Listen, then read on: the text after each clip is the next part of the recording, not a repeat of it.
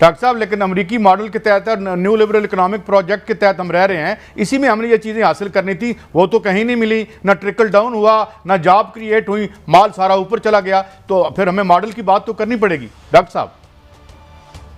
देखिए, मॉडल की बात करनी है तो चाइना और अमेरिका के मॉडल को छोड़ दें, एक मॉडल पीटीआई ने अपने मंशूर में दिया था, जो 2018 का मंशूर है पीटीआई का। अगर उसको आप खोल के देखें, तकरीबन कोई 61 सफ़हात का वो मंशूर है और वो इतना खूबसूरत मंशूर है। मैंने पीपल्स पार्टी का भी पढ़ा था, पीएमएलएन का भी पढ़ा था, लेकिन जो चीज़ें पीटीआई के मंशूर में लिखी गई थी, उन्होंने बड़ा वाज़े तौर पे साफ़ व शफाफ तरीके से पाकिस्तान के जो बड़े प्रॉब्लम्स हैं, आधा दर्जन जो बड़े प्रॉब्लम्स हैं, उनकी निशानदेही बड़े क्लियरली कर दी। वो ये कह रहे थे कि पाकिस्तान में हुक्मरानी का बहरान है, नंबर 1। उन्होंने ये कहा कि कौमी कर्जाजात बड़ी तेजी से बढ़ रहे हैं, नंबर 2। फिर उन्होंने कहा बिजली की चोरी बहुत हो रही है। फिर उन्होंने कहा कि हमारे जो रियासती इदारे हैं, जो स्टेट ओन्ड एंटरप्राइजेज हैं, वो बेतहाशा नुकसान कर रहे हैं। ये चीज़ें इतनी वाज़े तौर पे और किसी पॉलिटिकल पार्टी ने अपने मंशूर में उनकी निशानदेही नहीं की। और खूबसूरत मैं इसलिए कह रहा हूं कि ना सिर्फ इन प्रॉब्लम की निशानदेही की पीटीआई ने, लेकिन उनके सॉल्यूशंस वो भी। अच्छा डॉक्टर साहब, आप जैसे साहिब इल्म के साथ बैठने का नुकसान बड़ा होता है कि आप सब कुछ वो कह देते हैं जो हमने पूछना होता है। आपने बड़ी आसान लफ्जों में बताया। मुझे सिर्फ ये बता दें, एक दो सवाल करूँगा, इस मुल्क की 70 जिनकी 30,000 से कम है वो पॉपुलेशन कितनी है? जिनकी इनकम महाना 30,000 से कम है वो अंदाजन कितनी है? देखिए, इस वक्त अभी जो रिसेंटली मैंने देखा है, जो मीडियन एज कहलाती है, यानी कि 50% पाकिस्तान की आबादी 23 साल से नीचे है और 50% पाकिस्तान की आबादी तकरीबन 23 साल से ऊपर है।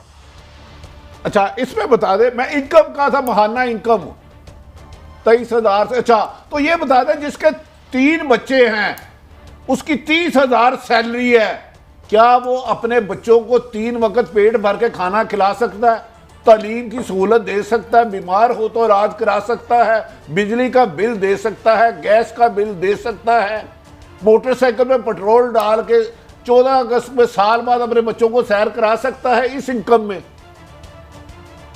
भट्टी साहब, ये असल सवाल है पाकिस्तानियों का, और ये असल सवाल होना चाहिए हमारी सारी हुकूमत का, जो हुकूमती पार्टी है और जो अपोजिशन भी हैं, उनके सामने भी सिर्फ और सिर्फ ये सवाल होना चाहिए जो अब आपने उठाया है। आप अंदाजा कीजिए कि आज से 3 साल पहले 2018 में 22 करोड़ पाकिस्तानी जो हैं वो तकरीबन 800 से 900 अरब रुपया खर्च करके अपनी पूरी गंदम खरीद लिया करते थे। आपने 3 बच्चों का जिक्र किया, 4 बच्चों का जिक्र करते हैं, वो अपनी गंदम तकरीबन 800-900 अरब में खरीद लिया करते थे, जिस वक्त 35 रुपए किलो आटा बिक रहा था। आज आप अंदाजा कीजिए कि अगर पाकिस्तानियों ने अपनी गंदम पूरी करनी हो तो तकरीबन 2000 अरब रुपया चाहिए। तो आप सोचिए, 1000 अरब रुपया इजाफी चाहिए पाकिस्तानियों को अपनी गंदम की खुराक पूरी करने के लिए। और अभी जो कुछ दिन पहले United states department of agriculture की रिपोर्ट आई है, वो ये कह रही है कि पाकिस्तान में 38% ऑफ द पॉपुलेशन, आप अंदाजा कीजिए, तकरीबन 40% आबादी जो है वो कहते हैं कि वो फूड इनसिक्योर है, जिसका मतलब ये है कि उनके पास ग़िज़ाई अदम तहफ़्फ़ुज़ है। उनकी 2100 कैलोरीज जो एक इंसान को रोजाना की चाहिए वो नहीं मिल रही हैं। आप अंदाजा कीजिए कि तकरीबन 9 करोड़ पाकिस्तानी ऐसे हैं जिनकी ग़िज़ाई जो उनकी रिक्वायरमेंट है वो पूरी नहीं हो रही है। और डॉक्टर साहब, मैं डॉक्टर साहब आपसे ये पूछना चाह रहा था, क्योंकि अभी हमने शिबली फराज साहब कोई उनसे बात कर रहे थे, मैंने हास्य गुजरा से यही बात सुनी है कि 3 साल में महंगाई कंट्रोल नहीं हुई, अगले 2 साल में आप सोचेंगे नहीं बड़े मसले हल हो जाएंगे। मेरा आपसे गैर सियासी सवाल कर रहा हूँ, आप एज ए इकॉनमी समझते हैं कि इस हुकूमत के पास ऐसा कौन सा वो चिराग है, ऐसा कौन सा जादू है कि अगले 2 साल में महंगाई कंट्रोल हो जाएगी, कि ये सिर्फ एक सियासी नारा है? जी, ज़बरदस्त सवाल है और जवाब इसका 2 हिस्सों में कर लेते हैं। पहला हिस्सा तो ये है जो मैं मंशूर का जिक्र कर रहा था। पीटीआई ने जो 2018 में मंशूर दिया था उस वक्त उनके पास पाकिस्तान के प्रॉब्लम्स और उनके हल उन्होंने उस मंशूर में बताए हैं। यानी कि ऐसी बात नहीं है कि पीटीआई को ये मालूम ना हो कि पाकिस्तान के प्रॉब्लम्स क्या हैं और उनके हल क्या हैं। उस मंशूर के अंदर 61 सफ़हात मैंने आपको बताए, उस मंशूर के अंदर तकरीबन 4 दर्जन मरतबा इस्लाहात का जिक्र किया गया है। यानी कि वो कह रहे हैं कि सोल्यूशन जो है वो इस्लाहात में है। अब 3 साल गुजर गए, इसमें कोई बड़ी इस्लाहाती इकदाम आपने नहीं देखे होंगे, कहीं भी इस्लाहात नहीं ले पाए। आपने कहा कि 3 साल में महंगाई हो गई। महंगाई को अगर मैं एक्सप्लेन कर दूं, देखिए आटे की कीमत तकरीबन 100% बढ़ी है पिछले 3 सालों में, चीनी की कीमत तकरीबन 100% बढ़ी है पिछले 3 सालों में। बिजली मेरे घर में जो 9-10 रुपए का यूनिट मिलता था मुझे 2018 में, आज वो 22 या 23 रुपए का यूनिट बिल हो रहा है। आप अपना स्टूडियो का बिल देख लीजिए, अपने घर का बिल देख लीजिए, वो भी तकरीबन अब 100% से ज्यादा बढ़ गया। पाकिस्तान की 74 साला तारीख में आपको 3 साल का कोई भी ऐसा दौरानिया नहीं मिलेगा जिसमें आटे की कीमत 100% बढ़ गई हो, जिसमें बिजली की कीमत 100% बढ़ गई हो, या जिसमें चीनी की कीमत 100% बढ़ गई हो। अभी प्रॉब्लम्स तो शुरुआत हुई हैं, अभी तो और प्रॉब्लम्स आने हैं। मुझे नजर आ रहा है कि हम मुआहदा कर चुके हैं IMF के साथ कि हमने 900 अरब रुपया इजाफी इकट्ठा करना है बिजली के बिलों की मद में। तो अगर हमने वो एग्रीमेंट किया है जो फरवरी की 17 तारीख को हमने किया था IMF की टीम के साथ, अगर उस पर अमल दरामद शुरू होता है तो बिजली मजीद बढ़ेगी।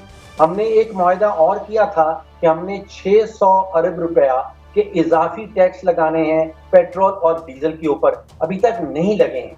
अगर वो टैक्स इजाफी लगाए जाते हैं तो मतलब ये होगा कि तकरीबन 30 रुपए फी लीटर, 30 रुपीज फी लीटर पेट्रोल डीजल वगैरह की कीमत बढ़ जाएगी। अगर पेट्रोल डीजल की कीमत बढ़ती है, अगर बिजली की कीमत बढ़ती है, तो आप सोचिए कि जितनी भी चीजें हम अच्छा डॉक्टर साहब, एक सवाल बीच में डाल दूं, बहुत आप वाज़ेह अंदाज में कर रहे हैं। बिजली की कीमत 1994 में तय कर दिया था हमने बढ़ेगी, जब बेनज़ीर भुट्टो ने और जरदारी साहब ने मुआहदे किए थे। जब हेज़ल ओलेरी आया था, मेरे पास उनकी तफसील मौजूद है, अगर मैं पढ़ूं तो हम सर पीट के मर जाएं।